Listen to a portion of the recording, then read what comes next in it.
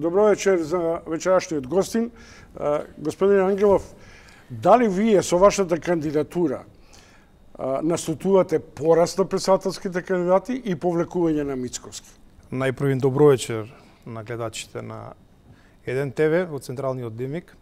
Па не би рекол, значи мојата кандидатура едноставно беше, да не кажам, по моја интуиција, Божја промисла, едноставно почувствував дека сепак, еви со вас долго време се знаеме, дека јас сум долго во политиката, едно време абстинирав од мои лични причини, но почувствував дека сега е токму време, бидејќи имаше нели јавен оглас на ВМРО ДПМН да се бара кандидат за председател. Тоа значи да се врати во игра еден стар ВМРО-вец? Па да речеме така некако. Тоа е мотивацијата. Мотивацијата е дека сепак членството кое е од 90-тите години некако како помалку јас во тоа време кога се зачлив во 90-тите години, значи ја бев млад, 23-4 години.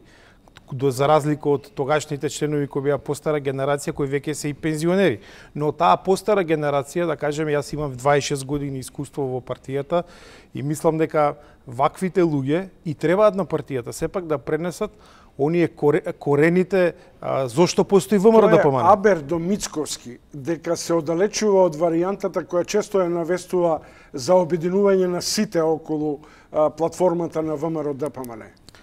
Па не би го нарекол абер, ама факт е дека по старата генерација има дел од тие луѓе кои се таму во извршниот комитет, кај подсекретарските функции, но факт е дека не само сегашнава структура, ако ги погледнеме постапките кои ги минатава влада, имаме ние многу постапки кои се лево ориентирани, популистички постапки кои во принцип не се на десно ориентираните партии. Тешко е во една земја каде што економската состојба е таква како што е, ја знаеме, катастрофална, без оглед кој ќе биде на власт, да ја води онаа стрикно десно ориентирана политика кај демохристијанските партии кои се членки, да кажеме, на Европскиот парламент. Ако добро ве следам, како да има мало сомневање кон ориентацијата на претседателскиот кандидат и на кандидатот на Мицковски, професорката Гордана Силјановска, која, како што е во јавноста познато, произлегува, да речем, условно од поранешните симбиози на СДСМ со овие центристички партии.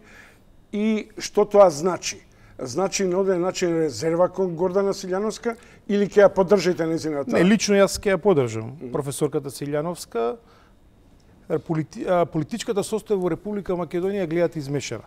Денес пред малку вашиот прилог веќе како можен кандидат го наговестува господинот Димитров, кој потекнува од стрикно ВМРО-вска фамилија. Од најВМРовска? Од најВМРовската, Радка, мајка му, татко му Димитар. Од првиот состав. И сега гледате каква комбинаторика политичка се доаѓа, додека ВМРО ДПМН исфрла еден кандидат кој е левичар, да не кажам, еве либерал, да го нарекам. Таму има една друга абсурд. Проамериканскиот Димитров наспроти таткото амбасадор во Москва, ама тоа е перцепција која после ќе ја определуваме.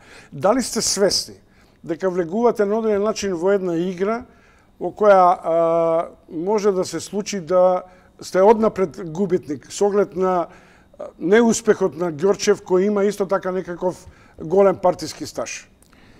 Па видете, ако го гледаме составот на конвенцијата кој беше, значи успехот беше многу тешко. Значи неуспехот извесен, а успехот многу тешко, бидејќи сепак станува збор за генерацијски трансфер на нови луѓе во тој состав на оваа конвенција. Значи за разлика од Конгресот, кога се бираше Мицковски, кога беа една друга генерација, ама од системот на партијата на ВМРО ДПМН е претседателски систем. Значи, председателот е централната фигура која по негови, да кажеме, предлози се именуваат и членовите на извршниот комитет и подсекретарите. Во најголема мера се прават интервјуа со можните председатели на општинските комитети, но ние, кога јас станав председател на општинскиот комитет во Виница 95 година, имавме непосредни избори. Сите членови на ВМРО ДПМН гласа кој ќе им биде председател на општинскиот огрнок. Тоа значи дека или Мицковски ќе се реформира, или партијата мора да ја реформира во обидот да ги обедини. И на крајот на крајшто морам директно да прашам, дали во овој комплот на старите ВМРО-си спаѓа и можното враќање на почестиот председател Љупчо Ѓоргиевски? Па не би било уместно да зборувам нормално од име на почестниот председател на ВМРО ДПМН, но пак ќе кажам, политиката е работа за која нема екзактни работи. Значи во политиката, што би рекле сите ние, се е можно. Гледаме што се случува, левите одат кај десните, десните одат кај левите, така да сите комбинаторики се можни. Сигурно овие избори ќе бидат дефинитивно многу интересни, не само кај македонскиот блок на политички партии и во она што е контекстот со албанскиот електорат. Албанскиот електорат сигурно не може да му нареди Дуи или не знам кој.